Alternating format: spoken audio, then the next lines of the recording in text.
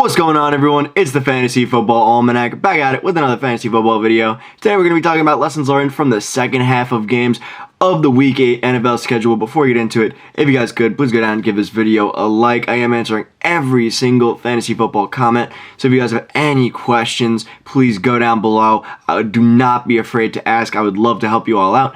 And subscribe to the channel, turn that notification bell on so you don't miss another video. With that out of the way, though, let's hop right into it with our first game of the second half. So the first game I want to talk about is the Patriots versus the Jets. And this game was interesting to watch. It was really a pretty poor game for Patriots fans and Jets fans. Mac Jones didn't look good. Zach Wilson didn't look good. Both teams were pretty painful. But what I learned on the Jets side is that, for one, with Breece Hall out, I am pretty concerned about this offense. I don't know if they're going to be able to have the same level of production without that elite number one running back to give them the 60-yard breakaway touchdowns and keep defenses honest. So I am a little bit concerned. But also, we see Elijah Moore limited to 1 target, 0 receptions, lays a total goose egg.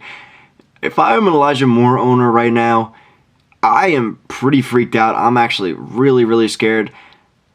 I don't even know what I would do because you can't really sell him. In Dynasty, I would maybe try and get a first-round pick, but you're probably not going to be able to get that for Elijah Moore at his current value. So I would honestly say just to hold. I think that's the best thing you can do.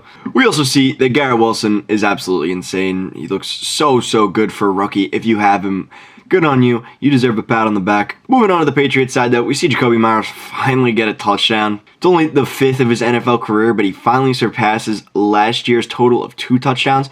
And considering he played 17 games last year, that's pretty ridiculous. But we do see him have good chemistry with Mac Jones. I think that's what matters. We also see Romeo Stevenson starting to take over this lead role, getting 8 targets for 72 yards and 16 carries for another 71 yards, having 18 fantasy points without a touchdown. Damian Harris relegated to 6 points and pretty much no receiving work. So I think if you're a Ramondre Stevenson owner, again, you should be pretty happy. But moving on to the next game, we got the Steelers versus the Eagles. And my takeaways from the Eagles side are, one, that Jalen Hurts and A.J. Brown are insane. Enough said.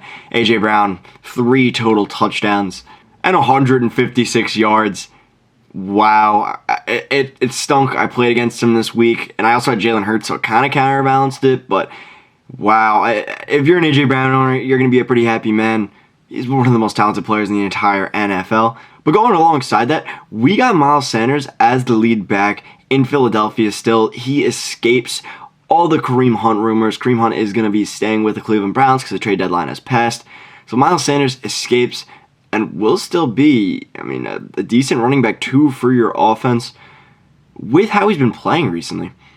And then on the Steelers side, we got Jalen Warren getting 6 carries for 50 yards and another 3 targets. We see Najee getting 6 targets, but only 8 carries, so that means they could potentially be splitting work. Also, Jalen Warren did have more points. Yes, it was by 0.04, but still, he had more points in half PPR scoring, which is a little concerning for a Najee Harris owner, and he was also more efficient on the ground, which is even more concerning for a Najee Harris owner. We also see Chase Claypool moved on from going to the Bears. So this will open up a lot more plays, a lot more targets for Deontay Johnson and for George Pickens. Which, if you're a George Pickens owner or a Deontay Johnson owner, you're pretty happy about this news because both have been disappointing thus far. But moving on to our next game, we got the Texans versus the Titans. 5-2 Titans, surprisingly, versus the 1-5 Houston Texans. A little bit less surprising. But from the Titans side, we see Malik Willis, 10 total pass attempts, 6 completions, throws an interception as well. This was the Derrick Henry and Dontrell Hilliard show. Derrick Henry, 32 carries, 219 yards. Hilliard, 8 carries for another 83 yards. That's 300 total yards on the ground. I can't even remember the last time I've seen 2 running backs combine for that much. Probably the last time was Kareem Hunt and Nick Chubb. But this proves that, Derrick Henry's just an absolute monster. Enough said. We know this about Derrick Henry, but he's returned to his status as deservedly a top 5 pick, honestly a top 3 pick. If you took him 1 in your fantasy football leagues, can't even be mad at this point. You should honestly be pretty happy. But also, these wide receivers completely suffered. The only wide receiver to score points for the Tennessee Titans was Robert Woods, and he had 1.6 fantasy points. You can't start any of these guys. Even with Tannehill back, you can't start any of them. But with Malik Willis, there is no hope, no salvation. None of them are even worth a roster spot at this point. Over on the Texans side, we got a disgruntled Brandin Cooks, and for good reason. He should have been traded. What is he doing on this team? Wasting away his talent. But we do see Dameon Pierce again get 15 carries. Again, he is the lead back in this offense. But that was really the only impact player on the Texans side. I mean, Brandin Cooks had 9 points. He's going to be consistently, but consistency on a bad team is not really too good of a thing. Moving on, though, we got the Commanders versus the Colts, and the Commanders made us a very surprising comeback, especially with Heineke at quarterback. My main takeaways from the Commanders side is, what the heck is going on with the Commanders backfield? We got Gibson running for 7 carries and getting 7 targets, which is not his game. We got J.D. McKissic 2 carries. We got Brian Robinson 8 carries. But Antonio Gibson was the one who was the most efficient with his work because he did have 58 receiving yards and a touchdown. But this pretty much proves to me that on any given week, I can't trust any of these running backs. And the same thing goes for the wide receivers. You had Terry McLaurin having 2 decently strong weeks in a row. Who knows if that's going to keep up? Then we also have Curtis Samuel, very, very boomer bust player. Yes, he does have more of a floor because he does have the rushing upside, but on any given week, I don't know if he's going to, pop off or do nothing for your team. And then Jahan Dotson coming back only adds another wrinkle to the mix of who do I start, who do I sit in this offense. So I would prefer mostly just to stay away. Trade him if you can. Trade deadline's coming up soon for fantasy football leagues, so I would try and trade them if you can. Then on the Colts side, we see Naheem Hines get traded, which is pretty interesting. It does open up. We do see potential for Deion Jackson to take the backup role here over Zach Moss. It is certainly possible, and if that's the case, you'd be pretty happy as a Deion Jackson owner, but you're a little bit less happy as a Jonathan Taylor owner. He just looks bad, honestly, all things considered. Ever since his week 1 fantasy performance, he has not been able to surpass 15 fantasy points, with his highest mark being 12. I'm pretty concerned for Jonathan Taylor. I think if you're a Jonathan Taylor owner, you gotta hold at this point, because what value are you going to get back? If you could get Saquon Barkley, I would do it. If you get McCaffrey, I would definitely do it. If you get Derrick Henry, I would do it. If you get Eckler, I would do it. But those are my main takeaways from the Colts side. Let's move on to the next game. And that game was the Giants versus the Seahawks. Geno Smith, man. I'll start with Geno Smith. He looked incredible out there, throwing dimes after dimes after dimes. His stat line doesn't even reflect him in 212 yards and 2 touchdowns. Lockett dropped a wide open 40-yard touchdown that should have increased the width of this game even further. Wow, he looks incredible out there. If Geno Smith is somehow on your waiver wire, which I imagine he probably isn't, go pick him up right now. Go pick him up, please. I am begging. He looks really good, especially if you're in a 2-quarterback league. I'm sure he's definitely not on waivers. But also from the Seattle side, we have Kenneth Walker taking over as the clear lead back, getting 18 carries. Yes, he was inefficient, but he had a touchdown. Kind of salvaged his day, ending up with 12 fantasy points. We also see DK Metcalf and Tyler Lockett both sustaining decent fantasy performances with 15 points and 13 points, respectively. But that's about it from the Seahawks side. From the Giants side, we see Daniel Jones continue to be very hit or miss in fantasy, either dropping 30 fantasy points through the ground or, like today, 9 fantasy points. Nothing crazy. 176 yards, 6 carries. Nothing great. We see Saquon Barkley get stopped on the ground as well. 20 carries for 53 yards. His day was also salvaged with a touchdown and a day with 14 points. And then we see Darius Slayton as the Giants' lead wide receiver, getting 6 targets for 66 yards. This is a guy that's maybe worth the roster spot in redraft leagues. I would say if you are really running low on wide receivers and you need a guy who can boom, because Darius Slayton's a very deep threat type wide receiver. But if you do need him for buys week 10 on, there are a lot of good wide receivers on buys the next few weeks. Maybe we got DeAndre Hopkins on buy week 13, Jalen Waddle, Tyreek Hill week 11. There are a lot of different players on buy, so I think he's at least worth a roster spot. Moving on to the 49ers versus the Rams. I got to start with Christian McCaffrey, man. 1 rushing touchdown, 1 receiving touchdown, and 1 passing touchdown. For 94 yards on the ground, another 55 passing, another 55 receiving yards. I mean, this guy just looks crazy. He looks like he is easily going to be the number 1 pick next year if he can sustain a pace even close to this, he's going to be a fantasy cheat code, as he has been in years past with the 49ers. And now they have a bye this week, which will only get him more integrated.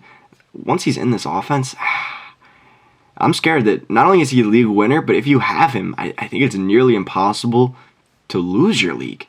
36 fantasy points. If you are getting close to that on any given week, you are completely blessed by the fantasy gods.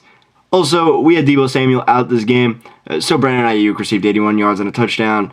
This pretty much means that if Deebo Samuel's out, Aiyuk's going to be getting the rock here. That was the main thing I took away from that. And George Kittle's still getting 5 targets, 39 yards, and his day was also salvaged by a touchdown.